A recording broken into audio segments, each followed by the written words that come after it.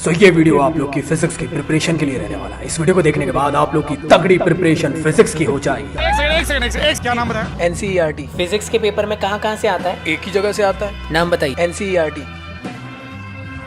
तो चलिए कंटिन्यू करते हैं हमारे NCERT line by line series को। और आज हम लोग कवर अप करने वाले हैं EM वेव चैप्टर को। ये छोटा सा चैप्टर है बट एग्जामिनेशन के पॉइंट ऑफ व्यू से बहुत ज्यादा इंपॉर्टेंट है, चाहे क्लास 12 का बोर्ड एग्जामिनेशन हो, जेई हो या नीट, क्योंकि यहाँ से काफी सारे छोटे मोटे क्वेश्चंस बन जाते हैं जो आपके एग्जामिनेशन के लिए बहुत ज्यादा इंपॉर्टेंट हो सकते हैं। तो ये वीडियो आप सभी लोग के लिए बेनिफिशियल रहने वाला है, चाहे आप 12th के लिए प्रिपेयर कर रहे हो, जेई के लिए या नीट के लिए। तो डिटेल में समझेंगे, अच्छे से कवर अप करेंगे और एक एक चीज को डिकोड करते हुए NCERT से जिस्ट निकालेंगे और अपनी प्रिपरेशन को और ज्यादा बेहतर बनाएंगे। तो वीडियो में आगे बढ़ने से पहले चैनल को सब्सक्राइब जरूर कर लें, क्योंकि प्यारा कंटेंट फिजिक्स का इस चैनल पे मैं आप लोग के लिए हमेशा प्रोवाइड करता रहता हूं। और अगर आप लोग क्लास 12 की हो तो याद रखना, क्लास 12 के लिए स्पेसिफिक वन शॉट सीरीज भी अवेलेबल है, जिसके थ्रू आप लोग बोर्ड्स की प्रिपरेशन कर सकते हो। और जितने 12th वाले हो वो लोग कंफ्यूज है कि कौन से क्वेश्चन बैंक को फॉलो करे, भाई लास्ट वीडियो में भी बताया हूं कि ओसवाल गुरुकुल ने अपना क्वेश्चन बैंक लॉन्च कर दिया फिजिक्स का, जो वन ऑफ द बेस्ट और रिफाइंड क्वालिटी वाला आप लोग के लिए क्वेश्चन बैंक रहने वाला। आप लोग उसको जरूर फॉलो करें, क्योंकि वो आप लोग की घर बैठे one of the best preparation करवा देगा, क्योंकि उसके अंदर आप लोग को सभी के सभी चैप्टर के क्वेश्चन आंसर प्रीवियस ईयर के फॉर्म में गिवन है, इंक्लूडिंग उसके अंदर NCERT के इंपॉर्टेंट क्वेश्चंस, एग्जाम्पलर के क्वेश्चंस और इंपॉर्टेंट वाले जो क्वेश्चंस है वो सभी आप लोग को दिए हुए हैं। जैसे आप जानते हो फिजिक्स में कंपेटेंसी बेस्ड क्वेश्चंस अब ज्यादा आने वाले हैं, तो न्यू पैटर्न के अकॉर्डिंग उसके अंदर सभी चीजों को अरेंज करके दी गई है। MCQ, assertion, reasoning question, case study, very short long question, सभी वैरायटी के क्वेश्चंस आप लोग को उसके अंदर दिए हुए। तो one of the best book है, उसको अपनी प्रिपरेशन में अपना साथी बना। तो जल्दी जाओ, डिस्क्रिप्शन में लिंक गिवन है, और 12th की प्रिपरेशन में उस क्वेश्चन बैंक के साथ अपनी बेस्ट प्रिपरेशन स्टार्ट करो। तो स्टार्ट करते हैं हमारे नए चैप्टर को, जिसका नाम है चैप्टर नंबर 8 और इसका नाम है इलेक्ट्रोमैग्नेटिक वेव। तो जैसे आप देख पा रहे हैं, ये रहा इंट्रो पोर्शन जो स्पेसिफिक इस चैप्टर का।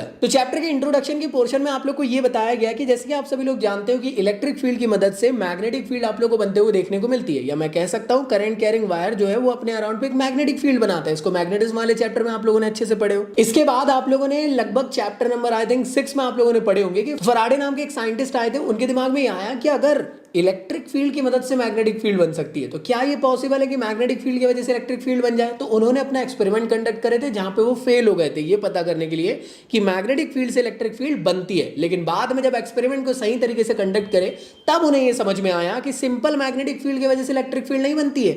अगर आपको मैग्नेटिक फील्ड से इलेक्ट्रिक फील्ड बनाना है तो मैग्नेटिक फील्ड को बार बार चेंज करना पड़ेगा। इसी वजह से हम कहते हैं कि चेंजिंग इन मैग्नेटिक फील्ड की वजह से इलेक्ट्रिक फील्ड प्रोड्यूस होती है। आगे जाके एक साइंटिस्ट आते हैं जिनका नाम है जेम्स मैक्सवेल्स। इनके दिमाग में भी आया कि यार जैसे यहां पे देखो ध्यान से कि भाई जैसे इलेक्ट्रिक फील्ड की वजह से मैग्नेटिक फील्ड बन रही है, चेंजिंग इन मैग्नेटिक फील्ड की वजह से इलेक्ट्रिक फील्ड बन रही है, तो क्या ये पॉसिबल है कि चेंजिंग इन इलेक्ट्रिक फील्ड की वजह से मैग्नेटिक फील्ड प्रोड्यूस हो सकती है। तो इसको पता करने के लिए उन्होंने मैक्सवेल्स का एक एक्सपेरिमेंट कंडक्ट करे थे। तो आइए जानते हैं उस एक्सपेरिमेंट में उन्होंने क्या किए। तो इस एक्सपेरिमेंट को कंडक्ट करने के लिए उन्होंने एक पैरेलल प्लेट कैपेसिटर लिए और उसको कनेक्ट कर दिए बैटरी से। आप सभी लोग जानते हो बैटरी जो है अपने चार्जेस यहां से प्रोवाइड करेंगी, यहां से पॉजिटिव चार्जेस जाएंगे। तो मैं ये कह सकता हूं यहां पे आप लोग को पॉजिटिव चार्जेस इस प्लेट में देखने को मिलेंगे, इधर से अगर नेगेटिव चार्जेस जाएंगे तो इधर से नेगेटिव चार्जेस चल जाएंगे। अब ऐसा तो होगा नहीं है कि जैसी बैटरी ऑन करे सटाक से करंट चला गया या फिर फटाक से पूरे के पूरे टोटल चार्जेस चले गए। ऐसा तो कभी नहीं होता ना, क्योंकि हम लोगों ने चैप्टर 3 में पढ़े हैं कि चार्जेस हमेशा इंस्टेंटेनियस फॉर्म में चलते हैं, मतलब dq/dt के फॉर्म में चलते हैं। तो मैं ये कह सकता हूं कि यार यहाँ पे पहले थोड़े कम चार्जेस होंगे, फिर थोड़े और बड़े होंगे, फिर थोड़े और बड़े होंगे, फिर थोड़े और बड़े होंगे, थोड़े और बड़े होंगे। ऐसे करके आप लोग को यहाँ पे चार्जेस बढ़ते हुए देखने को मिले होंगे, और बढ़ते हुए चार्जेस की वजह से आपने ऑब्जर्व करे होंगे कि यहाँ पे भी एक बढ़ती हुई इलेक्ट्रिक फील्ड देखने को मिली होंगी, जो कि पहले कम रही होगी, फिर ज्यादा रही होगी, फिर और ज्यादा, फिर और ज्यादा। मैं ये कह सकता हूँ कि यहाँ पे एक किस्म की चेंजिंग इन मैग्नेटिक फील्ड जैसे एक चेंजिंग इन इलेक्ट्रिक फील्ड बनी। आप बोलोगे हाँ भैया बिल्कुल सही बात है। तो फिर मैक्सवेल ने क्या करे, बेसिकली उन्होंने उठाया कंपास और उसको रखे वायर के बाजू में। उन्होंने ऑब्जर्व करे कि जब वायर के बाजू में स्पेसिफिकली कंपास को रखा गया तो कंपास रिफ्लेक्ट हो गया। तो इससे ये समझ में आया कि अच्छा ओके यहाँ पे मैग्नेटिक फील्ड है। इसके बाद उस कंपास को उठाए और इस कैपेसिटर के पास रख दिए। उन्होंने ऑब्जर्व करे कि ये जो कंपास की निडल है ये उतनी ही डिफ्लेक्ट हुई जितनी एक वायर के पास हुई। पहले के साइंटिस्टों को ये नहीं मालूम था कि यहाँ पे भी करंट आप लोग को देखने को मिल रहा है जैसे यहाँ पे करंट होता है। एम्पियर्स की यही तो गलती हो गई थी जिसको मैक्सवेल सही करने वाले थे। और जब इस एक्सपेरिमेंट को कंडक्ट कर रहे थे तो मैक्सवेल ने एम्पियर की गलती को यहाँ पकड़ लिए। अब आप एक चीज समझने की कोशिश करो, एम्पियर्स बहुत बड़े साइंटिस्ट है एज कंपेयर टू मैक्सवेल। अब दुनिया को प्रूव करना था तो आप लोग को यहाँ पे सही तरीके से पुख्ता सबूत की जरूरत थी, और दुनिया उनकी बात उस टाइम पे मान नहीं रही थी। लेकिन मानो या ना मानो, लेकिन जब कैपेसिटर के पास यहाँ निडल रखी गई तो ये जो कंपास था ये डिफ्लेक्ट हो गया था। इसका मतलब ये कि जैसे एक करंट कैरिंग वायर के अराउंड पे एक मैग्नेटिक फील्ड बनती है, उस वजह से ये निडल डिफ्लेक्ट हुई। ये गारंटेड होगा कि अगर यहाँ पे निडल डिफ्लेक्ट हुई है इसका मतलब मैग्नेटिक फील्ड तो बन रही होंगी, और ऑब्वियस सी बात, और आप सभी लोग जानते हो कि इलेक्ट्रिक फील्ड के परपेंडिकुलर डायरेक्शन पे आप लोग को मैग्नेटिक फील्ड देखने को मिलती है। इसका मतलब ये गारंटेड होगा कि यहाँ पे कोई ना कोई करंट होगा, क्योंकि करंट कैरिंग वायर या फिर करंट के अराउंड पे ही मैग्नेटिक फील्ड बनती है। तो मैक्सवेल ने एक नए टर्म को इंट्रोड्यूस करा, एक नए फॉर्म को करंट को इंट्रोड्यूस करा, जिसका नाम दिया गया डिस्प्लेसमेंट करंट। तो यहीं से मैक्सवेल ने एम्पियर की गलती को पकड़ ली। शायद आपको याद होगा एम्पियर का जो सर्किटल लॉ था वो होता था close integral of B dot D L mu naught I. अब यहाँ पे जो स्पेसिफिकली करंट है, मैक्सवेल का ये कहना था कि यहाँ पे जो एम्पियर ने करंट के बारे में बताया ये अधूरा करंट है, ये सिर्फ वही करंट है जो सर्किट में दौड़ रहा है। और इसी वजह से मैक्सवेल ने कहे एम्पियर का जो लॉ है वो इनकंसिस्टेंट है, क्योंकि एम्पियर्स ने सिर्फ और सिर्फ वो करंट की बात करके गए जो वायर में दौड़ते हुए देखने को मिल रहा था dq बाय dt टाइम पे, और उस करंट की तो बात ही नहीं करें जो एक्चुअल में किसकी वजह से प्रोड्यूस हो रहा था। अगर यहाँ पे चेंजिंग इन इलेक्ट्रिक फील्ड बनती ही नहीं तो उस वजह से यहाँ पे डिस्प्लेसमेंट करंट प्रोड्यूस ही नहीं होता। तो एक नए फॉर्म के करंट की बात यहाँ पे मैक्सवेल ने करे, जो है आप लोग का डिस्प्लेसमेंट करंट, जो बनता किसके वजह से, चेंजिंग इन इलेक्ट्रिक फील्ड की वजह से। तो मैक्सवेल ने यहाँ पे ना स्पेसिफिकली एम्पियर के सर्किटल लॉ को ना इंप्रूव करे, किस तरीके से कि जो एम्पियर ने बताया था ये अधूरा करंट है उसकी जगह पे उन्होंने रिप्लेसमेंट कर दिया, और उन्होंने कहे कि यहाँ पे होना चाहिए था टोटल करंट। टोटल करंट का मतलब क्या, जो करंट आप लोग को वायर में दौड़ते हुए देखने को मिल रहा है जिसका नाम है कंडक्शन करंट, जो कि dq बाय dt मैं कह सकता हूँ बैटरी की वजह से फॉर्म हो रहा है। और दूसरा जो करंट है यहाँ पे वो है डिस्प्लेसमेंट करंट, जो कि चेंजिंग इन इलेक्ट्रिक फील्ड की वजह से प्रोड्यूस हो रहा है। तो ऐसे जाकर एम्पियर का जो सर्किटल लॉ है सही मायने में अब जाके ये सही हुआ। तो इस चीज के बारे में आप लोग को पता होना चाहिए। चेंजिंग इन इलेक्ट्रिक फील्ड को पता करते करते यहाँ पे मैक्सवेल ने एम्पियर को गलत करार कर दिया, और पता चला कि एक और नए टाइप का करंट होता है जो कि चेंजिंग इन इलेक्ट्रिक फील्ड की वजह से प्रोड्यूस होता है। अब आप कहो भैया ये जो वायर में करंट दौड़ रहा है और यहाँ पे जो करंट दौड़ रहा है इसमें कोई डिफरेंस है? अरे बेशक है भाई, ये वायर में दौड़ रहा है और प्लेट के बीच में गैप है, वायर नहीं है, तो dq by dt charges battery से दौड़ ही नहीं पाएंगे। तो ये पूरे के पूरा अलग फॉर्म का करंट है भाई, ये सिर्फ और सिर्फ इलेक्ट्रिक फील्ड के वजह से फॉर्म हो रहा है, और वो भी ऐसी वैसी नत्थु गहरी वाली इलेक्ट्रिक फील्ड नहीं, चेंजिंग इन इलेक्ट्रिक फील्ड की वजह से। तो याद रखिएगा ये वायर में दौड़ रहा है बैटरी के वजह से, और ये स्पेसिफिकली चार्जेस की वजह से जो इलेक्ट्रिक फील्ड प्रोड्यूस हो रही है उसके वजह से प्रोड्यूस हो रहा है, इसे कहते हैं डिस्प्लेसमेंट करंट। तो इसकी बात यहाँ पे मैक्सवेल भैया ने करे। तो अगर हम लोग वापस से इंट्रो वाले पोर्शन में आए तो आप लोग अगर अच्छे से ऑब्जर्व करोगे तो यहाँ पे वही चीज लिखी हुई है। अगर आप लोग एक बार देखो तो मैक्सवेल ने एट द एंड ये बताने की कोशिश करे कि टाइम वेरिंग इलेक्ट्रिक फील्ड की वजह से एक मैग्नेटिक फील्ड आप लोग को देखने को मिलती है, और उस मैग्नेटिक फील्ड को पता कर रहे थे एम्पियर्स के लॉ से। उनको ये पता चला कि भैया एम्पियर्स का जो लॉ था वो तो गलत निकल गया, और एक नए टाइप के करंट की बात करें यहाँ पे, उसका नाम है डिस्प्लेसमेंट करंट। और याद रखिएगा इसी के साथ साथ मैक्सवेल ने अपनी सेट ऑफ इक्वेशन को भी यहाँ पे एक्सप्लेन करी, जिसका नाम है मैक्सवेल्स की इक्वेशंस। और साथ ही साथ एक बहुत ही ज्यादा इंपॉर्टेंट प्रेडिक्शन आप लोग को देखने को मिला, किसके बारे में, एग्जिस्टेंस ऑफ इलेक्ट्रोमैग्नेटिक वेव के बारे में। और ये पता चला कि जो वेव है उसकी स्पीड आप लोग को लाइट की स्पीड के बराबर देखने को मिलती है। तो अगर मैं वापस से मैक्सवेल्स के एक्सपेरिमेंट में आता हूं तो एक चीज ऑब्जर्व करूंगा, ये पूरा का पूरा जो सेटअप था इसमें अगर मैं आउटसाइड में अगर निकालता हूं, प्लेट के बाहर तरफ अगर एम्पियर्स लॉ के थ्रू मैग्नेटिक फील्ड निकालता हूं तो वो कितनी निकलेगी, अगर आप उसको अच्छे से ऑब्जर्व करो तो वो निकलने वाली है B dot D L which is equal to mu naught I C. और एक बात बताओ, क्या यहाँ पे आई सी की वैल्यू मिलेगी? हाँ जी, यहाँ पे आई सी की वैल्यू मिलेगी, लेकिन यहाँ पे आई डी की वैल्यू 0 होगी। तो नेक्स्ट पेज में भी आप लोग देख सकते हो वही चीज लिखी हुई है कि यहाँ पे एक रिमार्केबल आप लोग को कंक्लूजन निकल के आया। मैक्सवेल ने बताया कि जो लाइट है वो एक्चुअल में इलेक्ट्रोमैग्नेटिक वेव के फॉर्म में होती है, और एक्सपेरिमेंटली इसको हर्ट्ज भैया ने प्रूव करके बाद में बताए थे। तो इस चैप्टर में हम लोग सबसे पहले डिस्प्लेसमेंट करंट के बारे में बात करेंगे, फिर बात करेंगे इलेक्ट्रोमैग्नेटिक वेव के बारे में, और फिर बात करेंगे स्पेक्ट्रम के बारे में जो कि इलेक्ट्रोमैग्नेटिक वेव का बनता है। तो इसमें जो सबसे पहला टॉपिक है आप लोग का उसका नाम है डिस्प्लेसमेंट करंट। तो याद रखिएगा मैक्सवेल ने एक नए फॉर्म के करंट के बारे में बात करे थे, और आप लोग को थोड़ी देर पहले ही मैंने एक्सपेरिमेंट के बारे में बताया, जिस एक्सपेरिमेंट में यह पता चला कि एम्पियर्स ने अधूरे करंट की बात करा और सिर्फ वो करंट की बात करा था जो वायर में दौड़ रहा था, और इसी वजह से एम्पियर्स का लॉ इनकंसिस्टेंट हो गया था। उसको सही तरीके से लॉजिकली कंसिस्टेंसी बनाने के लिए मैक्सवेल ने उस करंट को डिस्प्लेसमेंट करंट के साथ ऐड करके टोटल करंट बनाया, तब जाके लॉजिकली सही बना। तो मेरे ख्याल से यहां तक क्लियर है। तो आइए डिस्प्लेसमेंट करंट क्या होता है। तो डिस्प्लेसमेंट करंट मतलब ऐसे टाइप का करंट जो कि चेंजिंग इन इलेक्ट्रिक फील्ड की वजह से प्रोड्यूस होता है। ये बहुत ज्यादा इंपॉर्टेंट है। अगर आप इसको नहीं समझोगे तो आप लोग को radio wave, gamma wave, visible light और इसके जैसे और डिफरेंट फॉर्म की जितने भी इलेक्ट्रोमैग्नेटिक वेव है उसके एग्जिस्टेंस के बारे में आपको नहीं समझ में आ पाएगा। इसलिए डिस्प्लेसमेंट करंट बहुत इंपॉर्टेंट है। तो वही चीज यहाँ पे लिखी हुई है। अगर आप लोग को पता करना है कि चेंजिंग इन इलेक्ट्रिक फील्ड की वजह से कैसे मतलब डिस्प्लेसमेंट करंट बनता है, तो उसको यहाँ पे ना स्पेसिफिकली आगे करके समझाया गया। ये जो पूरा का पूरा पैराग्राफ वगैरह है ना, यहाँ पे वही चीज आप लोग को समझाई गई जो मैंने आप लोग को अभी यहाँ पे शॉर्ट फॉर्म में समझा दिया। तो आप लोग कंफ्यूज मत होना कि ऐसा कुछ खास वहां पे लिखा हुआ है। बस वहां पे आप लोग को एक दो पॉइंट आप लोग को और देखने को मिलेंगे जो मैं यहाँ पे शॉर्ट में बता देता हूँ कि जो वायर में आपको करंट दौड़ते हुए देखने को मिल रहा है, ये कौन सा करंट है भाई? ये है आईसी करंट, मतलब कंडक्शन करंट जो वायर में दौड़ रहा है। क्या इस टाइम पे आपको डिस्प्लेसमेंट करंट देखने को मिल रहा है? आप लोग कैसी बातें कर रहे हो भैया? यहाँ पे जो करंट दौड़ रहा है वो है dq/dt फॉर्म में, और यहाँ पे किसी भी टाइप की इलेक्ट्रिक फील्ड वायर में दौड़ते हुए तो आप लोग को देखने को नहीं मिल रही ना, वो भी चेंजिंग इन इलेक्ट्रिक फील्ड के फॉर्म में। तो मैं कह सकता हूं यहाँ पे मोटे मोटे तौर पे कि आउटसाइड द कैपेसिटर आप लोग को यहाँ पे कंडक्शन करंट देखने को मिल रहा है, डिस्प्लेसमेंट करंट नहीं दिख रहा है। लेकिन अगर मैं बात करता हूं पैरेलल प्लेट कैपेसिटर के बीच में, तो यहाँ पे अगर हम लोग मोटे मोटे तौर पे बात करें तो किसी भी टाइप का कंडक्शन करंट हमें देखने को नहीं मिल रहा है, क्योंकि यहाँ पे वायर है ही नहीं, और वायर नहीं है तो चार्जेस dt टाइम पे दौड़ ही नहीं पाएंगे। लेकिन यहाँ पे आपको चेंजिंग इन इलेक्ट्रिक फील्ड देखने को मिल रही है, जिस वजह से डिस्प्लेसमेंट करंट आप लोग को देखने को मिल रहा है। तो अगर मोटे मोटे तौर पे अगर मैं कहूं कि इन दोनों का फिजिकल बिहेवियर कैसा है, तो भाई याद रखिएगा इनका फिजिकल बिहेवियर सेम ही है। तो ये पूरे के पूरे एक्सपेरिमेंट को यहाँ पे एक्सप्लेन किया गया। अगर आप चाहो तो एक बार ये वाली लाइन पढ़ सकते हो। Since the contradiction arises from our use of Ampere circuital law, this law must be missing something. This missing term कौन सी थी भाई? वही डिस्प्लेसमेंट करंट, जिसके बारे में हमें पता चला और जिसके वजह से प्रॉपर्ली यहाँ पे एम्पियर्स का सर्किटल लॉ प्रूफ हो पाया। तो यही चीज नीचे लिखी हुई है, अगर आप लोग अच्छे से पढ़ लो। This missing term in the Ampere circuital law is displacement current. तो अगर इसको सही बनाना है तो हमको करना क्या होगा? ऐड करना होगा टोटल करंट में डिस्प्लेसमेंट करंट को, मतलब कि हमको जो सिंपल आई था उसको रिप्लेस करके आई टोटल रखना पड़ेगा, और आई टोटल की जो वैल्यू होती है वो होती है आईसी प्लस आईडी। यही आप लोग को यहाँ पे रिस्पेक्टिव फॉर्म में समझाया गया है, यहाँ पे जो लिखा हुआ है।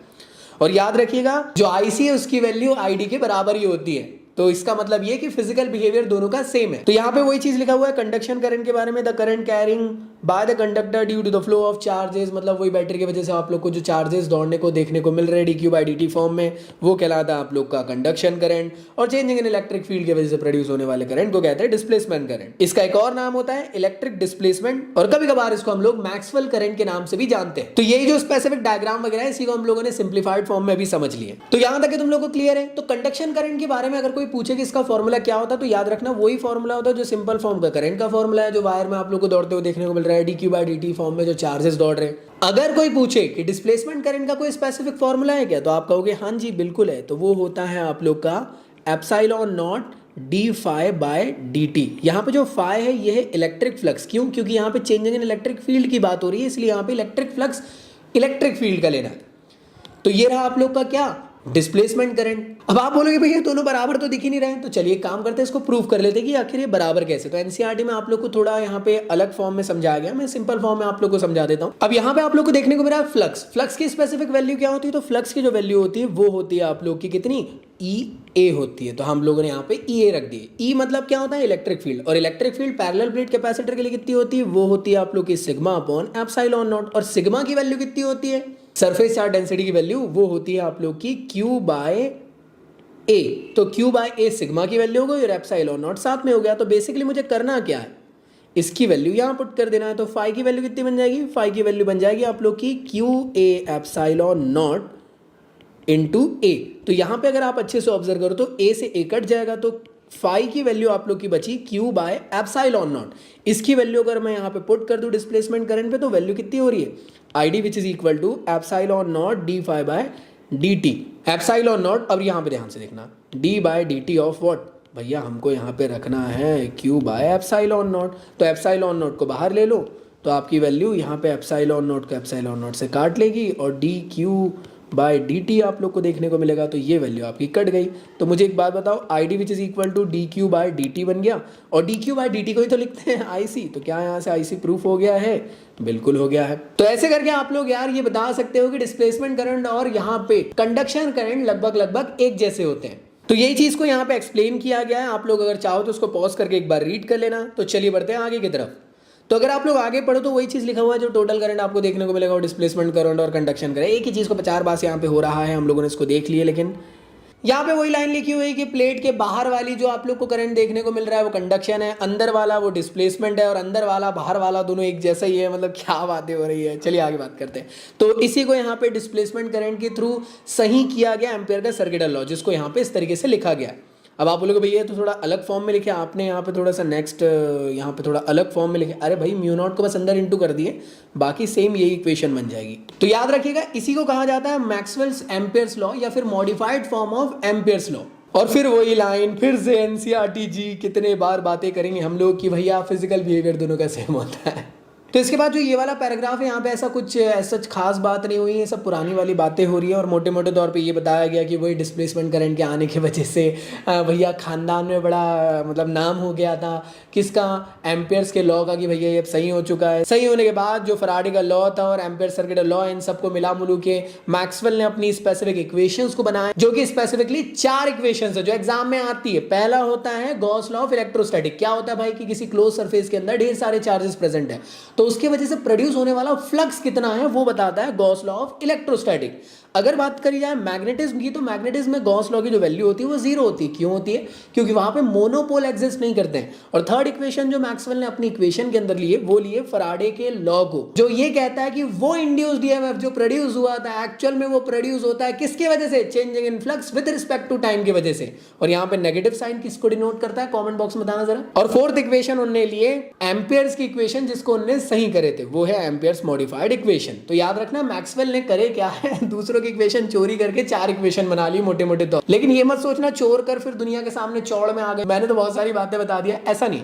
ये जो 4 इक्वेशन है एक्चुअल में इलेक्ट्रिसिटी, मैग्नेटिज्म, इसके पूरे कॉन्सेप्ट को अच्छे से एक्सप्लेन कर रही है। तो मेरे ख्याल से यहां तक कि तुम लोग को चीजें क्लियर हो गई। तो चलिए आगे बात करते हैं। नेक्स्ट टॉपिक है आप लोग का इलेक्ट्रोमैग्नेटिक वेव की। आखिर ये इलेक्ट्रोमैग्नेटिक वेव क्या होती है भैया? तो चलिए जानते क्या होती है। तो जानने से पहले ये जान लेते हैं कि आखिर ये प्रोड्यूस कैसे होती है। तो मैक्सवेल भैया ने अपनी थ्योरी में इस चीज के बारे में बताया है कि जो इसका सोर्स है, किसका, ईएम वेव का जो सोर्स है, ये कहां से प्रोड्यूस होता है?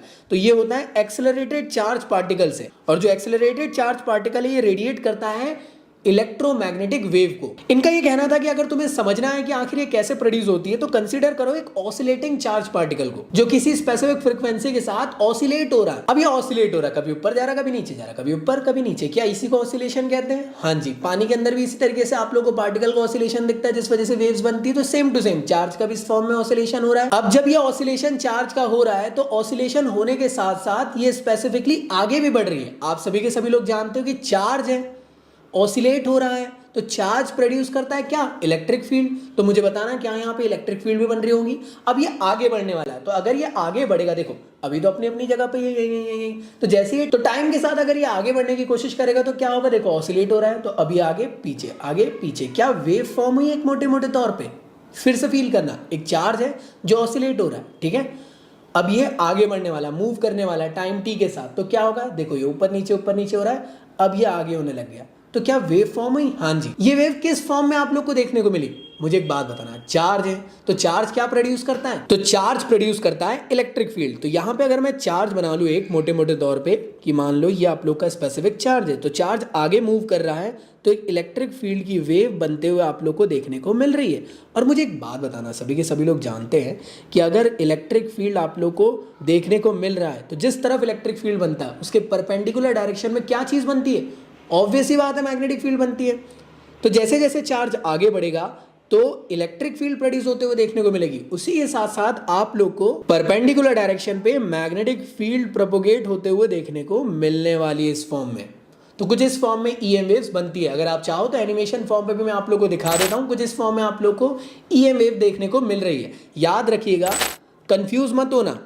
एक्स एक्सिस पे लेट से वेव प्रोपोगेट कर रही है, वाई एक्सिस में मान लो इलेक्ट्रिक फील्ड है, और जेड एक्सिस पे आप लोग को मैग्नेटिक फील्ड देखने को मिल रही है। इसका मतलब ये हुआ कि यार इलेक्ट्रिक फील्ड की वेव और मैग्नेटिक फील्ड की वेव कपल के फॉर्म में चल रही है। मतलब निब्बा निब्बी के साथ कि तुम एक निवाला खाओगे तो मैं एक निवाला, तुम खाना खाने जाओगे तो मैं भी जाऊंगी, तुम लेटरिन। चलो भाई आगे बात करते हैं। तो वही चीज मैं आपको बता रहा था कि अगर थोड़ा सा इसका ऑसिलेशन होगा तो इसका भी होगा, इसका होगा तो इसका भी होगा, ये थोड़ा और बढ़ा तो ये भी बढ़ेगा। मतलब कि क्या, साथ साथ ही बढ़ते घटते हैं। ऐसा नहीं कि ये कम हो जाएगा ये ज़्यादा हो जाएगा। तो इस फॉर्म में आप लोग को इलेक्ट्रोमैग्नेटिक वेव्स देखने को मिलती है। तो अगर ये नेगेटिव होगी तो ये भी नेगेटिव, अगर वो पॉजिटिव होगा तो पॉजिटिव। समझ में आया?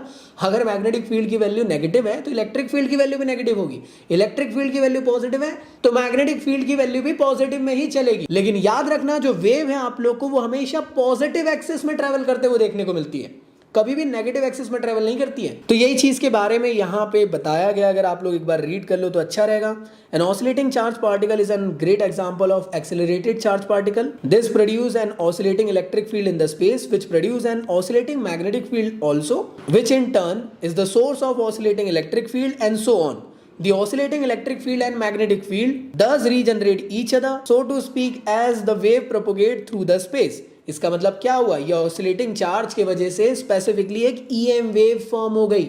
ईएम वेव क्या होती है? एक ऐसे टाइप की वेव जिसमें इलेक्ट्रिक फील्ड की वेव और मैग्नेटिक फील्ड की वेव साथ साथ प्रोपोगेट करते हुए, हाथ में हाथ डालते हुए आगे बढ़ती है एक रिस्पेक्टिव डायरेक्शन पे, और ये डायरेक्शन हमेशा पॉजिटिव एक्सिस में होना चाहिए, हमेशा नेगेटिव एक्सिस को कंसिडर नहीं किया जाता है। ऐसा क्यों? क्योंकि इलेक्ट्रिक फील्ड और मैग्नेटिक फील्ड हमेशा क्रॉस प्रोडक्ट के फॉर्म में आगे बढ़ती है। तो यही चीज को यहाँ पे आप लोग को बताया गया है। The frequency of the electromagnetic wave naturally equal to the frequency of oscillating charge particle. तो यहाँ तक क्लियर है सब लोगों की कैसे यार यहाँ पे आखिर ईएम वेव का सोर्स बना। हो सकता है कि वन शॉट वीडियो में मैंने डायरेक्ट बता दिया कि एक्सेलरेटेड चार्ज पार्टिकल या फिर ऑसिलेटिंग चार्ज पार्टिकल की वजह से बना। अब वो कैसे बना वो आई होप आप लोग को समझ में आ गया और जो एनिमेशन दिखाया उससे भी समझ में आ गया। इसके बाद मोटे मोटे तौर पे आप लोग को ये चीजें यहाँ पे ध्यान देते हुए बताई गई है और वही चीजों को एक्सप्लेन किया जो मैंने आपको थोड़ी देर पहले किया। इसके बाद फिर अगर आप लोग यहाँ पे अच्छे से ऑब्जर्व करो तो आप लोग देख पा रहे हो कि हर्ट्ज भैया ने इसको एक्सपेरिमेंटली प्रूव करके दिखाए थे ईएम वेव्स बनती कैसी है।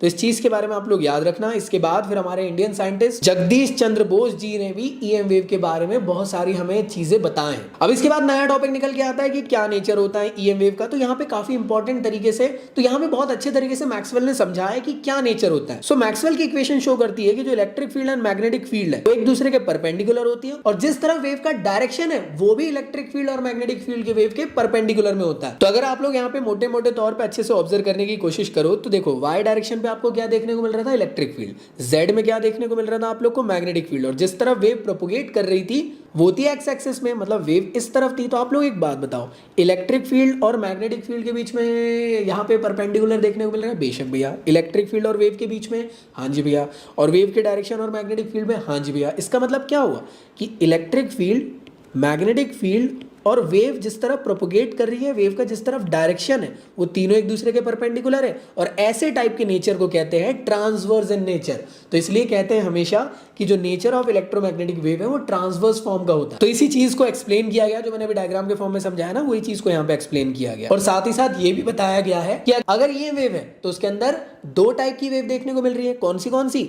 एक अगर आप अच्छे से ऑब्जर्व करो तो यहाँ पे आप लोग को देखने को मिल रही है इलेक्ट्रिक फील्ड की वेव, और एक देखने को मिल रही है मैग्नेटिक फील्ड की वेव। और वेव जो है स्पेसिफिक वेव की इक्वेशन शो करता है। और शायद आप जानते होंगे वेव की इक्वेशन क्या होती है? y which is equal to a sin kx plus minus omega T. हो सकता है कि kx बाद में आ जाए, ओमेगा टी इधर आ जाए, तो दोनों एक ही इक्वेशन है, कंफ्यूज मत होना। तो ये होती है वेव की इक्वेशन। तो ईएम वेव के अंदर दो टाइप की वेव बन रही है। कौन सी? एक इलेक्ट्रिक फील्ड की वेव और दूसरी मैग्नेटिक फील्ड की वेव। इसी वजह से ईएम वेव के अंदर दो टाइप के आपको इक्वेशंस ऑफ वेव्स देखने को मिलने वाली है, और वो वेव्स की इक्वेशंस होती है ये दो इक्वेशन, जिसको हम लोगों ने यार ऑब्वियस सी बात है वन शॉट वीडियो में भी अच्छे से एक्सप्लेन करके समझे हैं।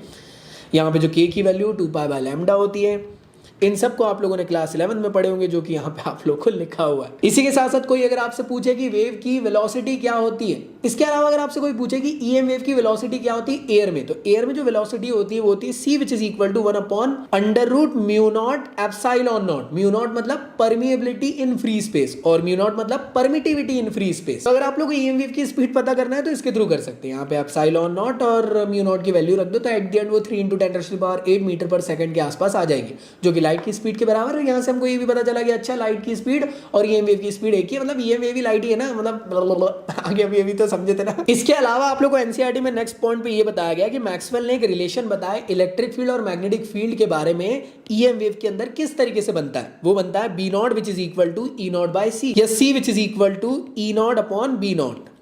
तो इस इक्वेशन को याद रख लेना, काफी इंपॉर्टेंट है। नीट के एग्जाम में भी ये क्वेश्चन बनता है ये वाले न्यूमेरिकल के फॉर्म में। इसके अलावा और क्या बात करी गई, तो आगे देखते हैं कि कुछ रिमार्केबल फीचर्स ईएम वेव के बारे में बताया गया एनसीईआरटी में कि ये सेल्फ सस्टेनिंग ऑसिलेटिंग वेव्स होती है जो कि इलेक्ट्रिक और मैग्नेटिक फील्ड के फॉर्म में आपको स्पेस में दौड़ते हुए देखने को मिलती है।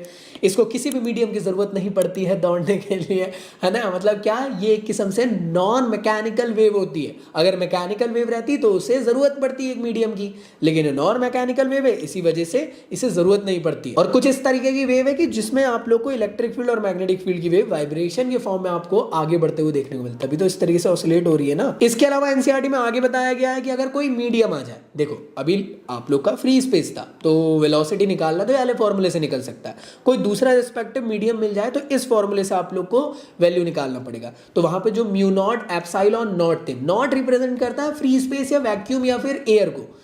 हम कोई स्पेसिफिक मीडियम ले ले तो वो इस फॉर्मूले से निकाला जा सकता है जहां पे एप्सिलॉन और म्यू लिया गया है। और मान लो अगर लाइट जो है एयर से किसी स्पेसिफिक मीडियम में जा रहा है, उसे कहा जाता है रिफ्रैक्टिव इंडेक्स, कि लाइट कितनी मुश्किलात से एक मीडियम से दूसरे मीडियम पे जाता है। तो उसको निकालने के लिए आप लोग को रखना पड़ता था n which is equal to c by v। तो यहाँ पे c की वैल्यू आप लोग यहाँ से रख लेना, v की वैल्यू यहाँ से रख लेना। तो एक मीडियम से दूसरे मीडियम पे लाइट का किस तरीके से बिहेवियर देखने को मिल रहा है, ईएम वेव का कैसे नेचर देखने को मिल रहा है, वो पता चल सकता है। तो दस the velocity of light depend on the electric and magnetic field की प्रॉपर्टी पे। तो अगर कोई पूछे कि जो लाइट की वेलोसिटी है किस पे डिपेंड करती है, इलेक्ट्रिक फील्ड और मैग्नेटिक फील्ड की प्रॉपर्टीज पे डिपेंड करती है, ये यहाँ पे एनसीईआरटी में लिखा हुआ। और साथ ही साथ ये याद रखना कि ईएम वेव की जो वेलोसिटी होती है फ्री स्पेस में, मतलब सी की जो वैल्यू होती है कांस्टेंट होती है, फंडामेंटली कांस्टेंट है। कितनी? 3 × 10⁸ मीटर पर सेकंड, जो मैंने आपको थोड़ी देर पहले बताया। इसके अलावा आज की दुनिया में ईएम वेव की बहुत ज्यादा जरूरत पड़ती है, चाहे टीवी के सिग्नल पहुंचाना है एक जगह से दूसरी जगह, एनर्जी को कैरी आउट करना है, तो वो ईएम वेव के फॉर्म में आपको देखने को मिलती है।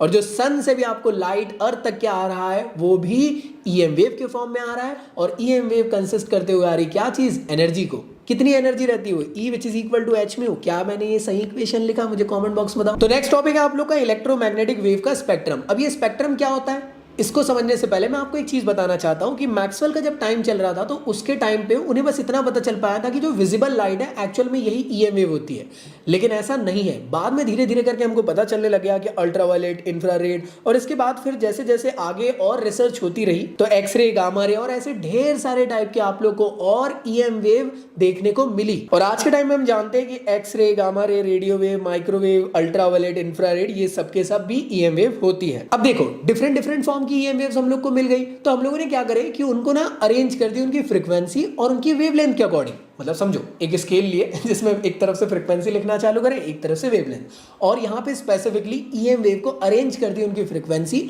और उनके वेवलेंथ के अकॉर्डिंग। तो यहाँ पे आप लोग को एक स्पेक्ट्रम फॉर्म होते हुए देखने को मिला। और ये स्पेसिफिक स्पेक्ट्रम किसका है? अरे भाई कौन है वहां पे? ईएम वेव है, तो इसलिए इसको कहा गया ईएम वेव का स्पेक्ट्रम।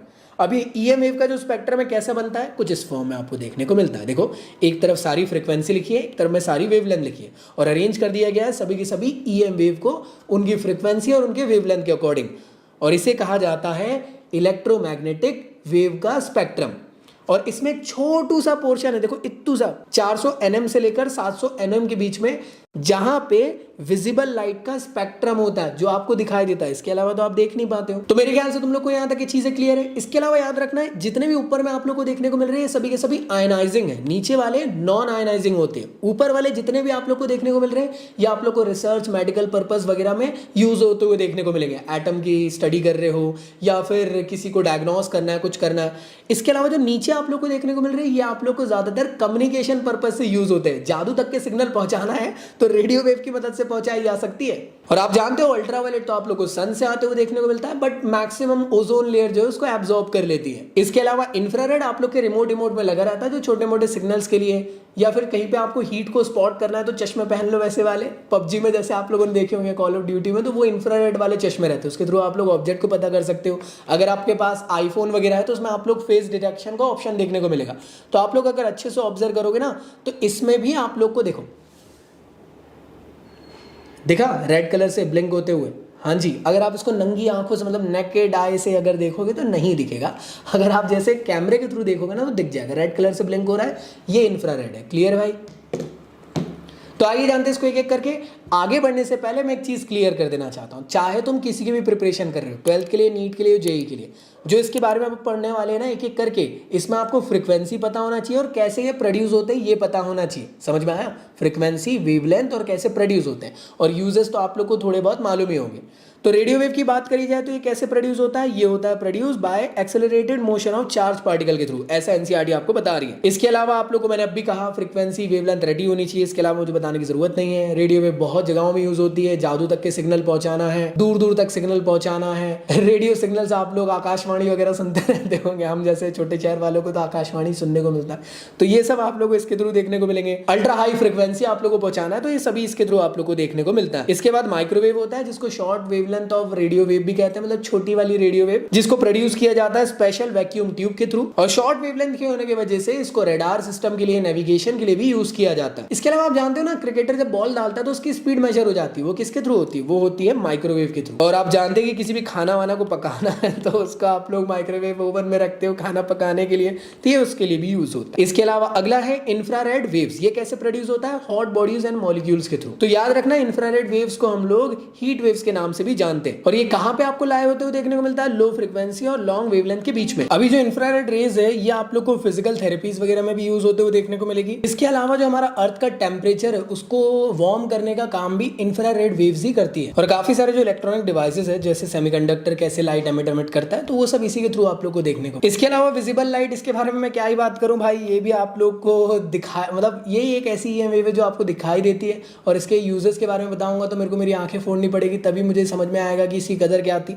और आप लोग को भी, तो मुझे एक बात बताओ, यूजेस क्या क्या हो गए हमारे विजिबल लाइट के कमेंट बॉक्स में बताएं। फ्रीक्वेंसी, वेवलेंथ रटी हुई होनी चाहिए। हम जानते हैं कि यार हम इंसान तो यार चलो विजिबल लाइट के रीजन को देख पाते हैं, लेकिन हर स्पेसिफिक जो ह्यूमन मतलब दूसरी स्पीशीज हमारे इस दुनिया में है, ऐसा नहीं है कि वो हर कोई यार विजिबल लाइट का स्पेक्ट्रम ही देखती है, वो अलग अलग फॉर्म के स्पेक्ट्रम देखती हो सकता है। जैसे स्नेक की अगर बात करी जाए तो वो इंफ्रारेड वेव्स के थ्रू देख पाती है। स्नेक जो है वो डिटेक्ट कर पाता है इंफ्रारेड वेव को, और काफी सारे ऐसे इंसेक्ट्स भी है जो कि विजिबल लाइट को देख पाते हैं। अगला होता है अल्ट्रा वायलेट रेज। इसका यार भाई वही चीज बात बताना चाहता हूँ, वेवलेंथ रटी हुई होनी चाहिए, फ्रीक्वेंसी रटी हुई होनी चाहिए, सन से मेन सोर्स आपको देखने को मिलता है। इसके अलावा अगर आप लोग को जर्म्स को किल करना है, ओजोनाइज करना है पानी को, तो यूवी रेज के थ्रू ये पॉसिबल हो पाता है। और याद रखिएगा, ज्यादा देर धूप में घूम लेते हो तो यूवी रेज जो है आपको काला कर सकती है, ठीक है ना, बहुत काला। और अगर आप लोग को यूवी रेज से बचना है तो आप ग्लास चढ़ा सकते हैं, इसलिए कार में ग्लास दिया जाता है, जिसकी वजह से यार जो यूवी रेज है वो ट्रैप्ड हो जाती है